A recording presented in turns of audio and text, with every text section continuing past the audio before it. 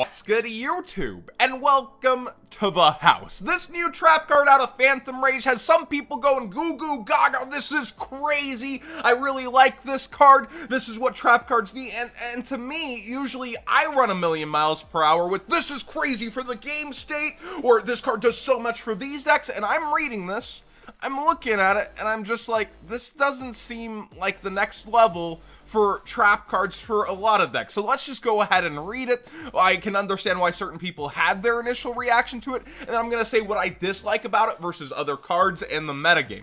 This is Pull Over. I do really like the art. You could have just thrown Inspector Border on here considering its effect. And when a monster or monsters is summoned face up, so including a good old Pendulum summon, for the rest of this turn, those face up monsters cannot attack, they have their effects negated, if any, and they cannot be used as material for a fusion, synchro, Xyz, or link summon. So Konami's been working kind of hard to make traps more viable because, let's face it, if you're going second, well, this ain't gonna do much versus a built board, is it? But with it going first, let's talk about realistic other options. It's trying to, like, do what no material does on a lot of aspects, as well as also give effect negation and stop them from attacking. So let's say you go first and you set this up. Well, first you gotta dodge spell and trap destruction, lightning storm, and other such cards. This isn't something that can just chain and actually get you something later. You're out of luck because it's actually needs to go against a monster being summoned. That's why you have enablers like in trap tricks, like Reflasia, that can actually just slam something out of deck. You're not susceptible to that spell and trap destruction, and with Reflasia and defense, hey, you're not susceptible to Lightning Storm. I think that this card just suffers the kind of problems that you can't activate this anytime. It's not a turn-long floodgate. It's not really like a D barrier that can just flip up and you can name Synchro and stop yourself from being Herald and Savage. It makes for a card that has to respond in a specific point in time, and that's to a summon. Now, granted, since it does stop things from being materials, it means a lot of deck needs additional superior extenders, because if you stop one card, that means two more cards have to come up to go into Halofibrax or something like that. Heck, you could just use it on a Halofibrax, negate its effects, and stop it from being able to go up a tree, so you can wait for that point in time, or just try to stop them from going in, period. But it's very much more, because of the activation requirement, like a weird trap hole without being a trap hole name, in my opinion. But what's your take on this card? It does do a lot for a single trap card. That does put your opponent in certain situations, but I think, like, if you're setting a card face down waiting for Halofibrax, why didn't you just Solemn Strike it? Negate the summon. Like, if we're looking at trap cards realistically, you'd rather do that to a Pendulum summon as well.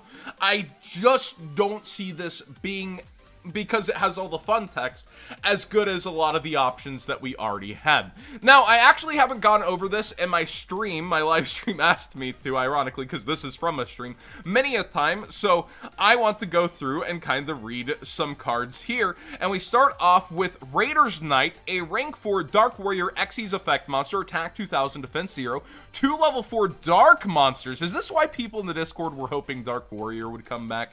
This card is always treated as a Phantom Knights and Raid Raptor card. Yo, not even by name, just an effect. You can only use this effect once per turn. So is that a condition? Always treated as. That's interesting.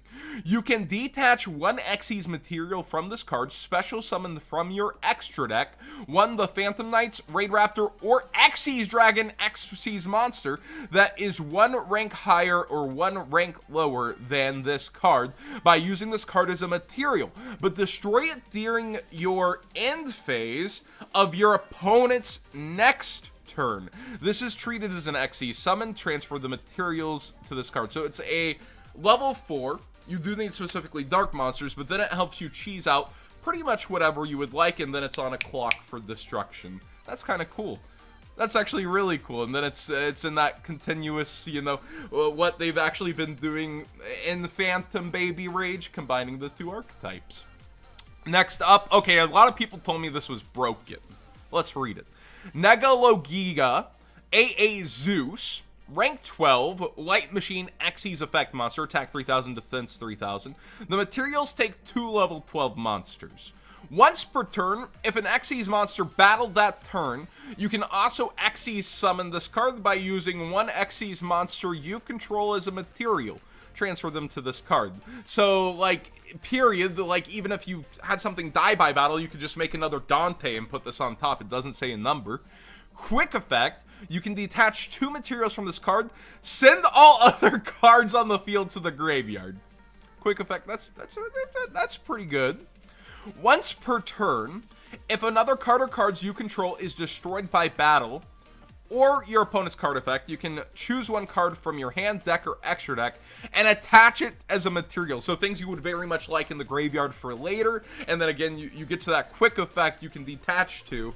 So if you like made a Dante, let's say, again, main phase 2, and you put this on top, you had 3 materials, you use 2 to send everything, and then you can use this effect to turn it back online if somehow this isn't what was destroyed. Okay. Is this a new Melfi? It is. We got Waku Waku Melfies, Excited Melfies. Rank 2, Beast Xyz Effect Monster. Attack 2000's pretty beefy, defense 500. The materials are 2 or more level 2 Beast Monsters, so let's see what you get for those extra materials. You can only use the second effect of this card's name once per turn. You can detach an Xyz material from this card. During your turn, your Melfi monsters can attack your opponent directly. During your opponent's turn, quick effect, you can target one Beast Xyz monster you control. Return that Xyz to its owner's extra deck, and special summon level 2 or lower beast monsters from graveyard up to the number of materials the monster had. It actually surprisingly gets something for extra materials. Okay. So that's kind of cool. You don't detach for it either, so it goes hand in hand with its own effect.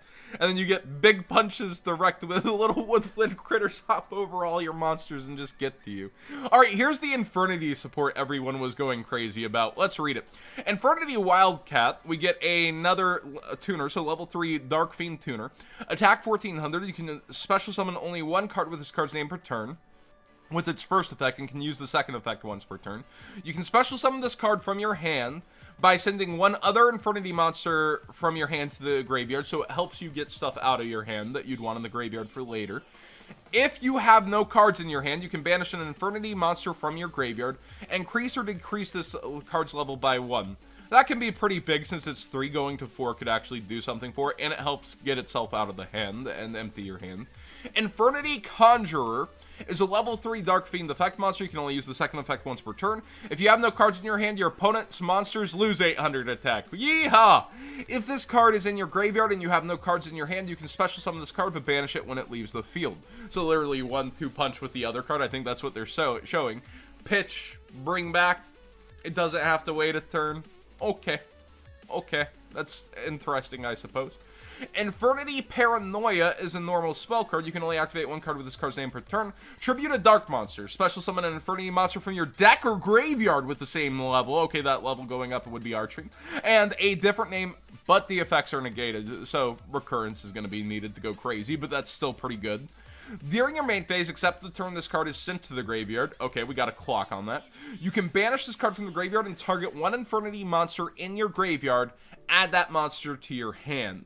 So it's a resource for later after being an enabler that helps you get something from your deck you want to be able to go off with. Infernity Hell Archfiend. I've seen this art.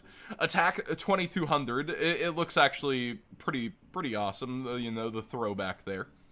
Materials are a tuner plus 1 or more non-tuner monsters. Very generic.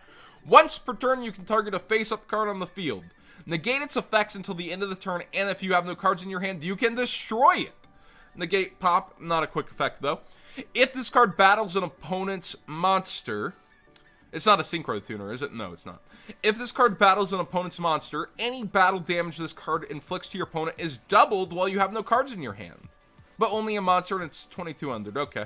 A Dark Synchro monster summoned using this card as a Synchro material can make up to 2 attacks on monsters during each battle phase. So get more specifically towards monsters. It doesn't transfer that double damage, but it gives you big boy attack options later. And you also get a negate/pop on your way synchro climbing.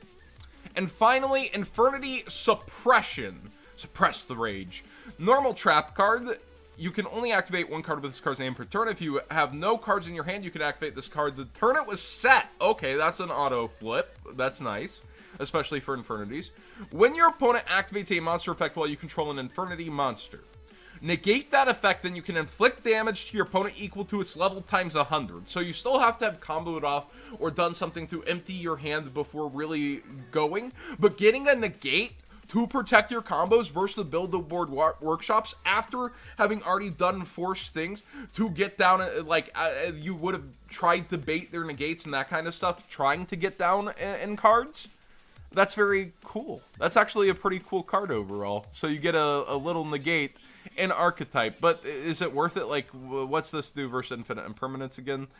Inflict damage. So it's, and specifically when they activate a monster effect, so you can't just preemptively do it. Okay, so not the craziest card. Overall, the reveals for Infernity pretty good. This card is extremely interesting, especially for XE summoning. Maybe they're trying to catch up towards that. Look what we gave Halifibrax and Synchro summoning. Here's a little something towards XEs. And again, Warning Point, I don't know. I'm not flirted with it. Let me know your opinions on Warning Point. Do you think it's getting gassed up a little bit right now? Or do you think that it actually deserves this hype? It does so much against something. It makes them have to have extra things. It feels like a combination of like a breakthrough skill and a no material to me. And that's still a pretty cool card. It's just it can't be activated from your hand like Imperm. It feels lacking to me. It doesn't feel like... It feels like one of those things that can end up in a metagame, but there's better options on the plate, in my opinion, personally. Thanks for watching. Please subscribe if you haven't already. Give this video a thumbs up if you enjoyed the conversation. And let me know what you think of all the new cards.